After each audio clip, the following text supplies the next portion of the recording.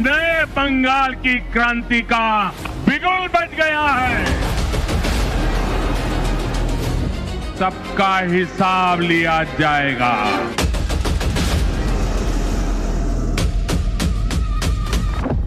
बंगाल के मन में क्या चल रहा है, अगर किसी को देखना है तो जरा ये तस्वीर देख ले।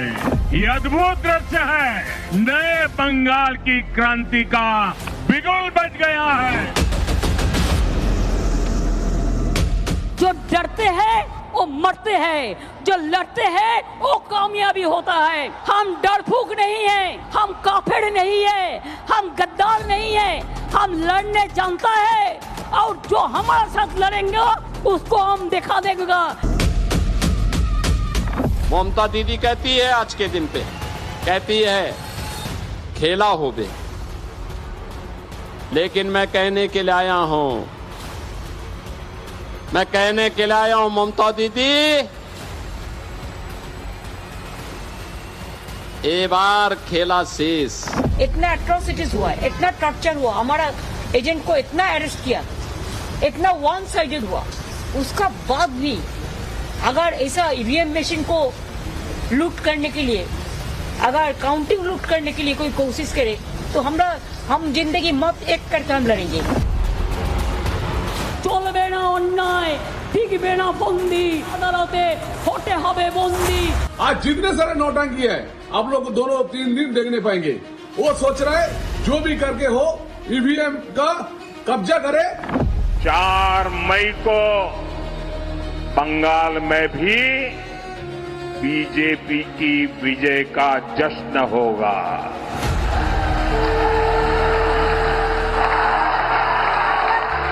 मिठाई भी बटेगी और झालमुरी भी बांटी जाएगी।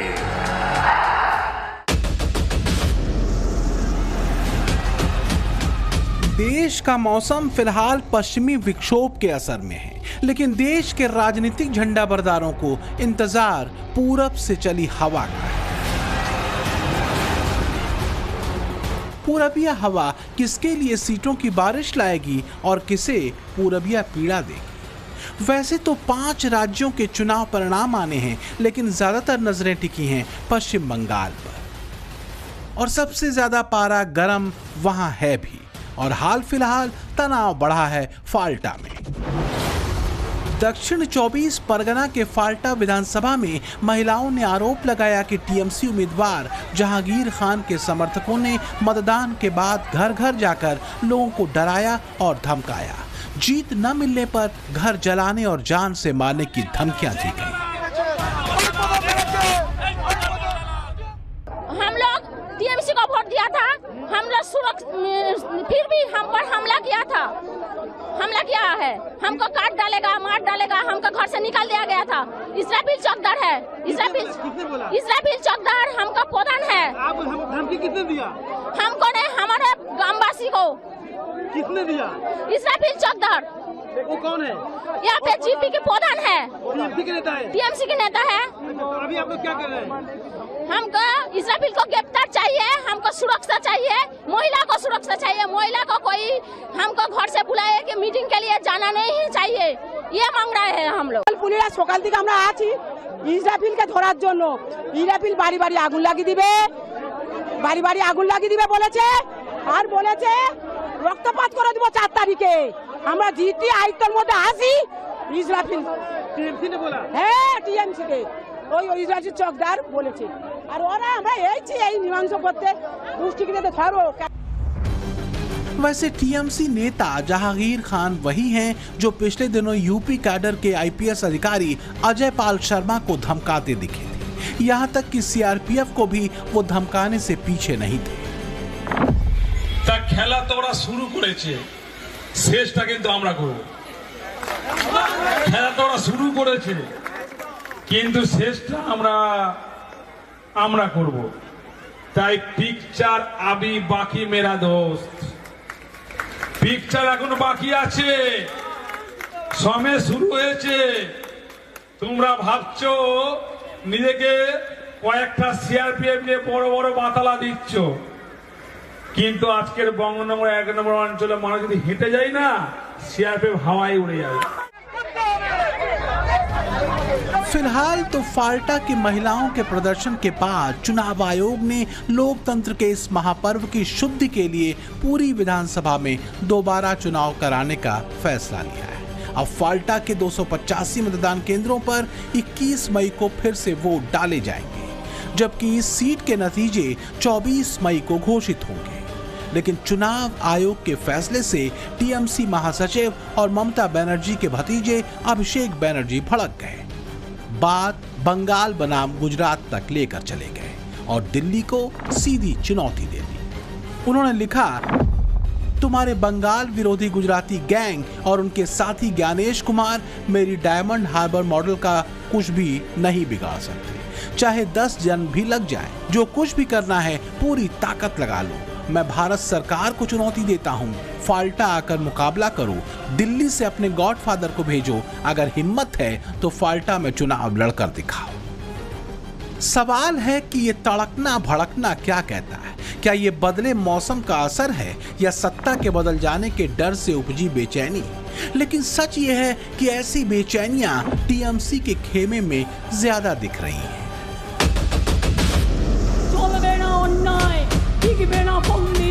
देखिए कैसे हमारा वर्कर को पिटा है रात में, और देखिए जो एट्रोसिटीज, कैन यू सी? एक गुंडाराज चल रहा है, देश को बेच दिया। ऐसे वोट कभी होता है? ऐसे कभी वोट नहीं होता है। वोट शांति से होता है, लोकतंत्र डेमोक्रेसी का फेस्टिवल होता है। Intention is very clear that BJP wants that forcefully to rig the election. But our workers and people are ready to die, but they will not leave the place. A home minister being a gunda, he's a gunda, he's a jalla. He's organized the entire thing, sitting here in 15 days. He's a dirty man, completely dirty man. His original was that Gujarat was Gunda. Gunda means is in his blood. बिल्ली है, बिल्ली हो। Police लेके hero सज रहा है। आ जाइए इधर। कितना आप आइए अमित शाह। कम है। कितना आदमी को आप झुलाएंगे आप देखते हैं। विदाउट पुलिस आपको झुला के रख देंगे इधर। आइए आप हमको झुलाने के लिए, देखिए हिम्मत है तो आइए।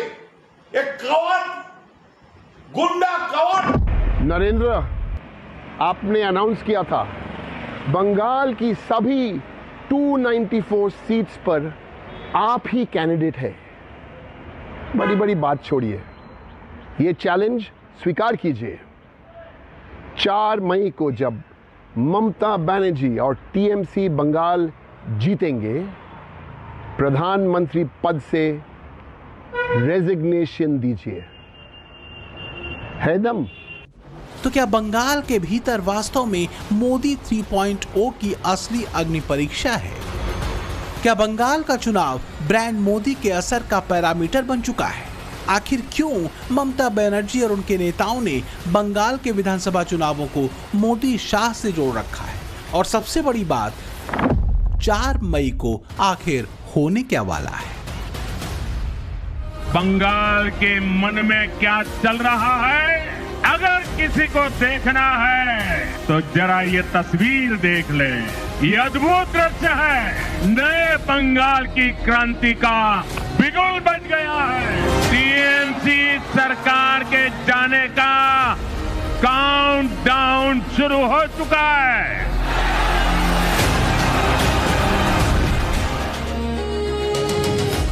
दरअसल ममता और उनके कारकुनों की टेंशन बढ़ा रखी है एग्जिट पोल के रुझानों में बंगाल के भीतर बदलती सत्ता की तस्वीर ने। पहले एग्जिट पोल का आंकड़ा देख लीजिए। जेवीसी का जो एग्जिट पोल हमने आपको दिखाया, उस एग्जिट पोल के मुताबिक बंगाल में बीजेपी का वोट शेयर 42.5% से ऑलमोस्ट 45% तक जा सकता है और टीएमसी का वोट शेयर 43.5% से 45% तक रह सकता है। यानी दोनों पार्टियां वोट शेयर के मामले में ऑलमोस्ट बराबर रह सकती हैं। कांग्रेस का वोट शेयर 2.3% से 2.5% तक हो सकता है, लेफ्ट पार्टियों का वोट शेयर 5.5 से 6% के बीच रह सकता है। वहीं अन्य के खाते में ऑलमोस्ट 4% वोट जा सकता है। लेकिन सवाल है कि सीटें किसको कितनी मिल रही। जेवीसी के एग्जिट पोल के मुताबिक बंगाल में बीजेपी को 138 से 159 सीट मिलने का अनुमान है। टीएमसी को 131 से 152 सीट मिलने का अनुमान है। कांग्रेस को 2 सीटें मिलने का अनुमान है और सीपीआईएम को 0 से 1 सीट और अन्य को 0 से 1 सीट का अनुमान है। यानी अगर इस आंकड़े को आप देखेंगे तो बीजेपी की भी सरकार बन सकती है और टीएमसी की भी सरकार बन सकती है। कांटे की टक्कर दिख रही है।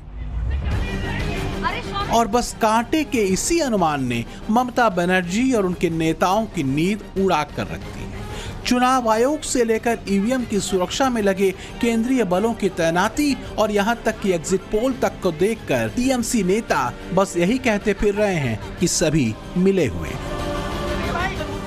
भाई आईएनएस के जो वॉरशिप है और जो रफेल है वो डिप्लॉय करना बाकी है। आप वो भी कर दो। जो चीज आपको बांग्लादेश और पाकिस्तान के खिलाफ करना चाहिए वो आप बंगाल के लोगों के खिलाफ कर रहे हो और हमें बांग्लादेशी बुलाते हो। तो जो भय और भरोसा की बात करता है, भय और आतंक के परिवेश कौन बना रहे बंगाल में वो लोग देख रहे हैं और इसका जवाब लोग देंगे। सवाल यह है कि धैर्य क्यों नहीं है, या फिर 4 मई को आने वाले नतीजों से पहले ही और माहौल और नैरेटिव को बनाने की कोशिश पहले दिन से शुरू हो गई थी। आखिरी चरण के मतदान के दूसरे दिन टीएमसी ने ये वीडियो जारी कर आरोप लगाया कि बीजेपी बौखलाहट में ईवीएम से टैंपरिंग कर रही है। लेकिन ये बंगाल है, महाराष्ट्र, दिल्ली या बिहार नहीं। टीएमसी के लोग चुप नहीं बैठेंगे। पॉलिटिक्स में रोज चलेगा, झगड़ा भी चलेगा, लेकिन हम तो ये नहीं चाहते हैं कि लोकतंत्र को वोट जबरदस्ती दखल किया जाए। इतना एट्रोसिटीज हुआ, इतना टॉर्चर हुआ, हमारा एजेंट को इतना अरेस्ट किया, इतना वन साइडेड हुआ, उसका बाद भी अगर ऐसा ईवीएम मशीन को लूट करने के लिए, अगर काउंटिंग लूट करने के लिए कोई कोशिश करे तो हम जिंदगी मत एक करके हम लड़ेंगे। और हम सब कैंडिडेट, सब चीफ इलेक्शन एजेंट को, जितना भी पार्टी है, सबको बोलते हैं आपका हक है, आप देखभाल कीजिए।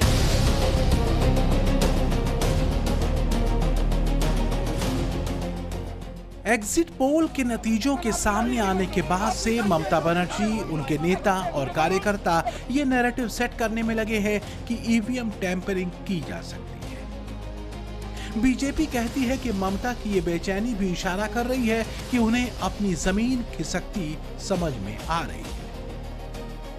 नंदीग्राम और भवानीपुर से ममता के खिलाफ चुनाव लड़ रहे बीजेपी नेता शुभेंदु अधिकारी कह रहे हैं कि ममता इतनी बेचैन कभी नहीं दिखी जितनी अभी। उन्होंने कभी सुबह 7, साढ़े 7 बजे से चुनाव का दिन घर से नहीं निकलता। दिस इज पहली बार। उन्होंने 7-8 बार एमपी चुनाव लड़ा, 3 बार 11, 16, 21, 4 बार असेंबली चुनाव लड़ा। तो उनका जो स्वाभाविक आचरण है उसमें तो बहुत फर्क पड़ रहा है। जो ड्रामाबाजी काल रात 8 बजे से लेकर 1 बजे तक नेताजी इंडोर स्टेडियम में, सखाहत में, बालीगंज में ये ड्रामाबाजी किया किस लिए? ये कभी ईवीएम टेम्पर हो सकता है, कभी ईवीएम चेंज हो सकता है। उसमें नंबर है, वीवीपैट है, उसका पूरा सिस्टम होता है।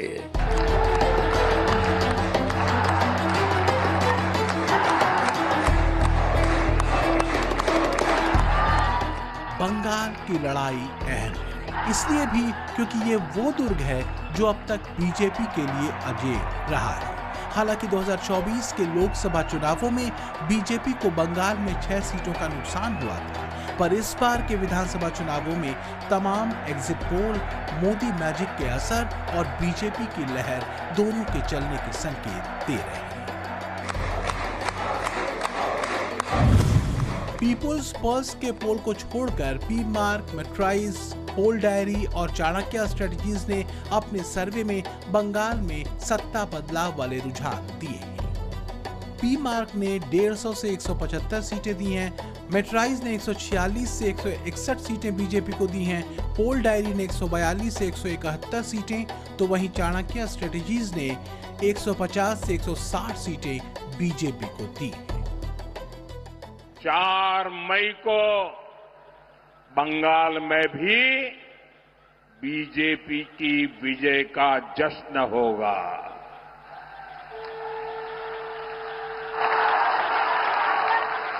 मिठाई भी बटेगी और जालमुरी भी बांटी जाएगी। वैसे मैंने सुना है कि जालमुरी ने भी कुछ लोगों को जन्नाटेदार झटका दिया है। जालमुरी मैंने खाई, लेकिन जाल टीएमसी को लगी है।